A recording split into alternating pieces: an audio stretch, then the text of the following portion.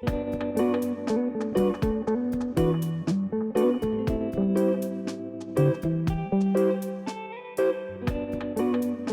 our last presenter this afternoon, is Kate Deciccio.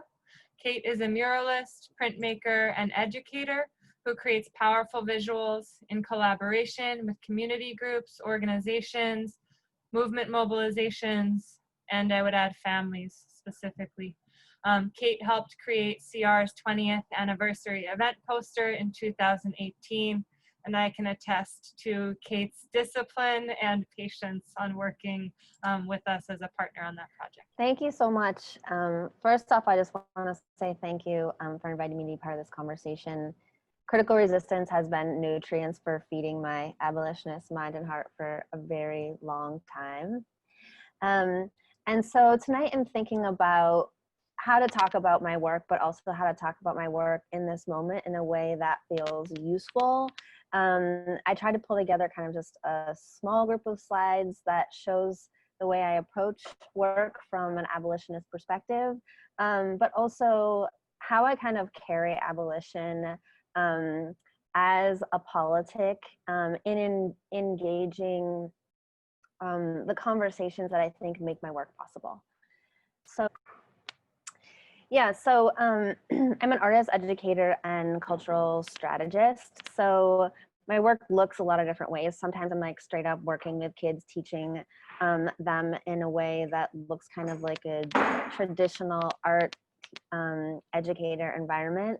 Other times I'm partnering with different organizers to really think how it is that art can be used to bring real life to their work in a way that builds relationships and new leadership, and where art making brings real spirit to the work, so that there's political outcomes, but there's cultural shift that makes the political outcomes much more broadly impactful.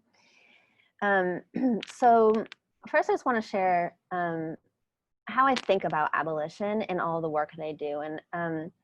And so to me, I really think that abolition and imagination are absolutely intertwined, that nursing our imagination midwives abolition, that they really hold one another, and neither of them permit us to circumnavigate the truth of what holds us back. And so in working with communities, I always really lean into abolitionist thinking because it provides a container to really think honestly and curiously about what are the traumas and fears that are making it challenging for us to move into a future without walls. And so then when we are there, we can begin to think what healing looks like from an imaginative space. And I really think that our capacity to stand with both feet in abolition is proportional to our capacity to commit to healing the wounds our imaginative wingspan has suffered due to colonization, slavery, and the prison industrial complex. And so in all of the work that I do, you know, for me, it's very clear to me that to heal my imagination so that I can work on behalf of abolition, I must be in very honest relationship with the ways that being an 11th generation descendant of early colonizers in Massachusetts informs the limitations of how I exist in the world and the ways that my imagination has been compartmentalized as a result of what I come from. And so, you know, while healing looks different for each of us, together, it is what waters our collective future, where we're able to transcend the walls that hold us back right now. My work really focuses a lot on portraiture for counter-narrative, and what that looks like in practice is sitting down with people, thinking about how they want to tell their story. How do they want to look? What's the spirit of how this, how they want the composition to feel, or the messaging that they want to come across. On the left is the cover of the new book that just came out from 826 National. All these three young women are all from San Francisco. I did several long visioning sessions with them, talking about what it means to be a young person writing about new possibilities. And so, you know, consistently, the success of my work is really putting the decision making into the hands of the people who I'm working with. On the right is Amanda Gorman. This piece was created as part of the We the Future project. Amanda Gorman is the first U.S. poet laureate, youth U.S. poet laureate. So it wasn't hard for her to come up with, you know, really powerful messaging. And then we just moved into like, what does this look like in an image? For a long time, I have been connected to people who are on the inside. And so sometimes I get requests to support with different campaigns to help get people out or to help tell a story or be in collaboration with a person on the inside. On the left is Tyra Patterson. She's out right now, but at the beginning of the I Am Tyra Patterson campaign, I was asked to create a portrait of her. And so, you know, I really think about counter narrative in portraiture, and that we understand that the lexicon of portraits are filled with negative imagery, particularly of Black, Indigenous, people of color. And so in making portraits where people have a lot of power over the way that they are portrayed, we're diluting that space so that we're taking a sense of like reclaiming the microphone or, you know, the visual language that informs a lot of how, you know, we sense possibility. The way that we see ourselves informs a lot about what we think is possible. So on the right, this is a piece with on the right, this is a piece with Lifelines. It's an organization in Philadelphia who works with people who've been sentenced to life without parole. Phil Rosado is an incredible person who actually was sentenced to life without parole, and he runs a huge restorative justice program, first in Graterford prison, and now he's in a Phoenix prison in Pennsylvania. And I worked closely with him on this collaboration to tell the story of how many people are impacted when any one person is incarcerated. We also did a series of greeting cards illustrating you know, the dynamics of relationships when loved ones are incarcerated. On the left is a collaboration with the Philadelphia Reentry Think Tank.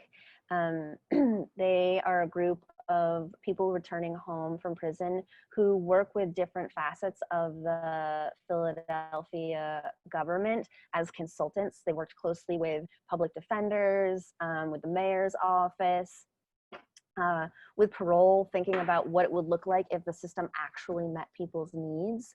And so again, working with their team, I really sat down with each person and we talked about the way they wanted to look, the story they wanted to tell.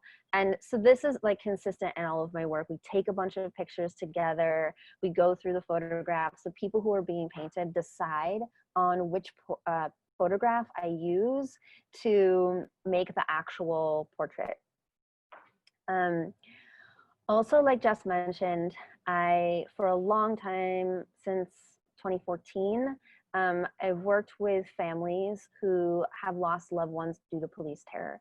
So this is a group of moms, except for Gwen Woods in the middle. She's Mario Woods' mother, but everyone else are LA-based moms.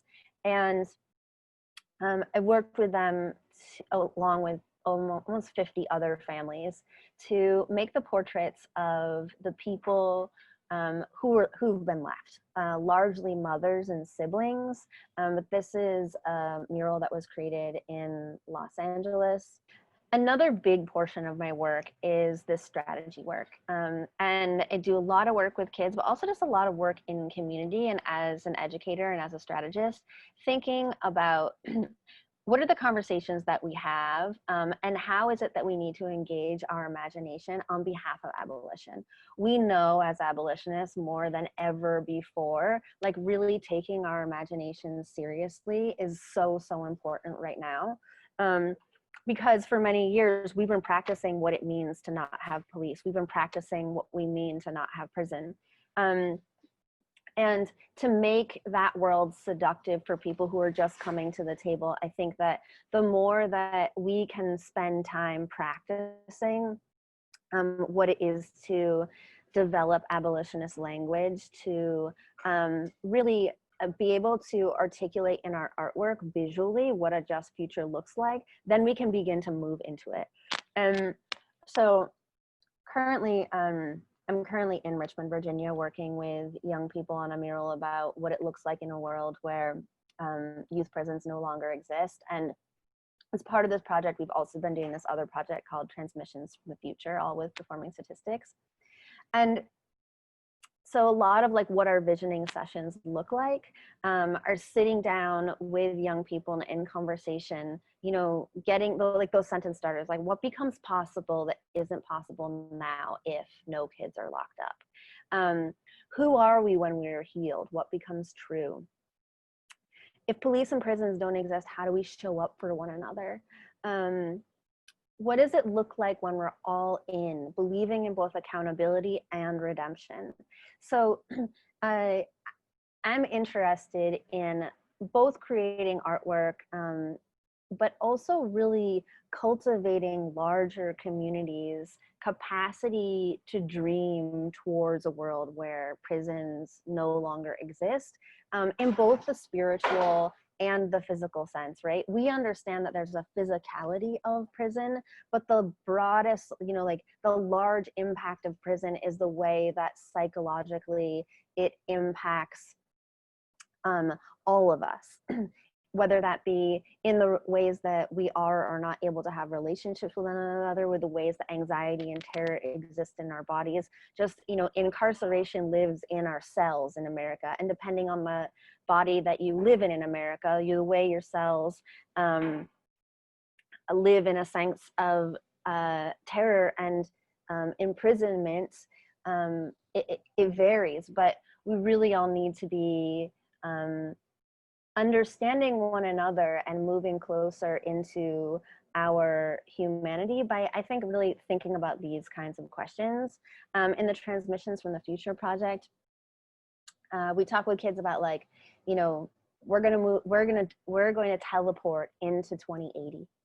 And, you know, these are kids who are like in their 20s. And you tell them, you know, like, and you've created a world without youth prisons. And in this world, now I want you to be reflecting back. And so we talk about them like they're on your front porch and you're, you know, pushing your hair through your hand through your gray hair, and you're thinking, and so we say something like, you're standing at the site where you or a loved one were incarcerated. The youth prison has been demolished. What has the space transformed into? And how do you feel seeing it and knowing that you helped make this possible? And kids will talk about, like, oh my God, you know, oh my gosh, I think I would just cry. Or one kid in New York said, I want Rikers to be just ruins. I don't want it to change. I want the term just Rikers to ruins, so we remember what it was like. Other kids share tons about, you know, what if we transform them into spaces where all of our needs are met? The future has to be able, others messages will be like to the kids, you know, the future you has been able to shut down youth prisons. You see kids in your community now that have a different sense of freedom. What does that freedom look like for a child who doesn't know what it means to be locked up? And we'll say these kids, like, they've never been locked up and their parents have never been locked up. And so, you know, it really creates a moment of reflection, and kids talk about, you know, really how they imagine it would feel to be in your body. Like, if you were never stressed about the police, or if you never held memories of being brutalized and feeling completely powerless and that no one was watching out for you while you're locked inside. So another big leg of my work is in thinking strategically with young people about how to make artwork that weaves together their stories as both a way to change legislature and change the prison system, but also to imagine, and for really to, like, the kids to talk about what they know that they need. So these pieces were created in summer program. In the summer, I always do this project in Richmond, Virginia, working with kids who are in detention, and the kids are the experts on a different part of the prison system, and we make artwork. So on the left was a year that we focused on the school to prison pipeline. On the right, we used all the artwork to advise on where money had been reallocated to go to a new prison for kids. And the kids actually, we created a budget about what the kids would spend the money on. And actually the money was reallocated to the community. These last two pieces are also just part of that same project. And that's it. Thank you.